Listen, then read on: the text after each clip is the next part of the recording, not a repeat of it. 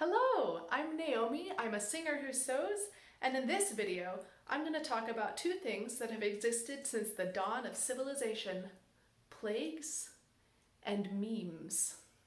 I have loved this particular meme from the Maastricht Book of Hours ever since the first time I saw it. And I've been planning to embroider it so I can practice medieval style embroidery, because I have a much more ambitious project planned for the future. As I approached my second birthday celebrated in these times of modern plague, I found myself wanting a themed mask to wear when I visit Sherwood Forest Fair, and decided this cat-snail was a match made in heaven. And yes, Sherwood Forest Fair is happening in the middle of a pandemic, because Texas lifted public safety restrictions way too soon, and of course the Renaissance Fair is happening. I used a combination of old techniques and new materials in this project. I used DMC cotton floss, a modern material, to embroider on a linen blend ground fabric, before appliquing an old technique onto silk du peony, another modern material, and then sewing my mask by machine. I used my modern printer to draw the design, but transferred the design by the old technique of pricking and pouncing. Since I don't have charcoal dust, I used eyeshadow. I hardly ever use it for its intended purpose, so that's fine with me. To make the lines more permanent and visible, I then traced them with Frixion pen. As I said earlier, this cat-snail was taken from a Book of Hours, which is a prayer book designed for lay people, i.e. not clergy, monks, or nuns, to use as a daily devotional. The text includes a calendar of saints' feast days, readings from the Bible, prayers to be said at specific times of day, and prayers to be said on feast days. Books like these were often commissioned by wealthy patrons, and the fact that there are full-color paintings on nearly every page tells us that the person who commissioned the Maastricht manuscript was probably very wealthy. I wonder what the instructions were when decorating this particular manuscript. There's so many strange creatures in there. I highly recommend you check this manuscript out, if only for the lulz. Drawings like this cat-snail remind me how similar we are now to our ancestors, even though life was pretty different back then. I like to think about the illuminators who decorated the margins of what probably seemed like never-ending manuscripts. At a certain point, you probably just gave up on being serious and drew whatever you wanted. I'm reminded of one of my brothers doodling crazy things in church that honestly didn't look too far off from some of the marginalia in this book. Even the techniques of embroidery have filtered down through the years. Split stitch is still used pretty commonly in modern embroidery, though not frequently as a filling stitch like I'm doing here. Other common embroidery stitches of the period were stem or outline stitch, satin stitch, and couching, all of which are still foundational to the craft. It's pretty comforting to know that hundreds of years ago, people still had the same sense of humor and did the same handcrafts. Another thing we share with the 14th century is a plague. In 1346 to 1353, the Black Death cast a similar shadow on the world that COVID-19 has, though much more deadly. Like COVID, the bubonic plague was rampant worldwide. With the Black Death came the first widespread quarantine, something we have grown familiar with over the last year. Like the many unknowns we faced at the beginning of our pandemic, medieval people did not know how the bubonic plague spread, or how to stop it from killing upwards of 30% of the people in Europe and Asia. Some people said that it was a punishment of God for the immoral acts of the people in the world. There was rampant anti-Semitism and xenophobia, paralleling the spike in anti-Asian violence that came with Donald Trump's branding of COVID as the China virus.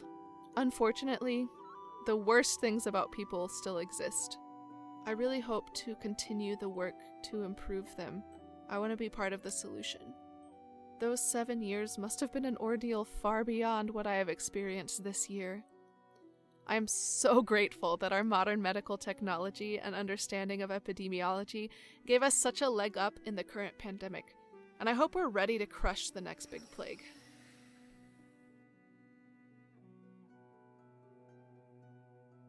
Before you get all up in arms about me attending a Ren fair during the plague, please consider some things. My local fairs are requiring all patrons and participants to wear masks at all times when not currently seated and eating. and stay as socially distant as possible. Ren Fair occurs entirely outdoors, where studies have shown that natural ventilation can easily carry away infectious particles, and it is relatively easy to stay more than 6 feet from strangers.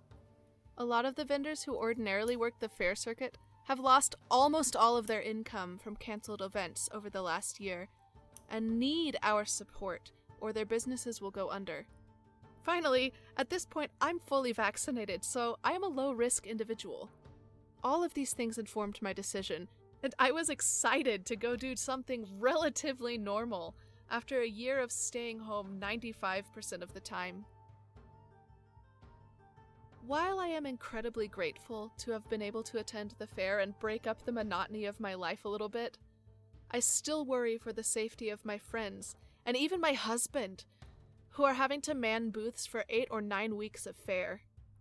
I worry that the lax pandemic regulations here in Texas, perpetuated by our disgrace of a governor, Greg Abbott, will embolden anti-maskers to cause trouble for fair participants. I have a couple of friends who stayed home when they would have ordinarily worked the Texas Renaissance Festival because they're immunocompromised. And yes, the Texas Renaissance Festival also happened back in November when cases were surging. After a whole year of lost income, the friends I'm referring to have no choice but to work the spring festivals or go bankrupt. That alone would be stressful enough in this pandemic without having to add belligerent, entitled assholes to the mix. Luckily, vaccine distribution is ramping up all over the US, and my immunocompromised friends are able to receive the mRNA vaccines where they might not have been able to safely receive a traditional vaccine. Hooray for new technology! In the face of the aforementioned belligerent assholes, it is really important for everyone, even vaccinated people, to follow the CDC's guidance about mask wearing and social distancing. This continues to provide some protection for those of us who have no opportunity to work from home, and those who have been so far unable to receive vaccines. As of the writing of this script on March 23, 2021, only around 11% of Texans are fully vaccinated. I'll put a link to the statistics I referenced in the description. Not only does it provide protection, but it also lets the people around you know that you care about their health and safety. Even though I am vaccinated, and I would ostensibly be safe if I walked around without a mask, I care more about the safety of my friends who are waiters, salespeople, and my local Rennies. I am going to gladly do my part to care for their safety by wearing a mask and staying at a safe distance until the CDC recommends otherwise. And honestly, if I'm gonna still be wearing a mask for the foreseeable future, I'm glad it's as fun as this one.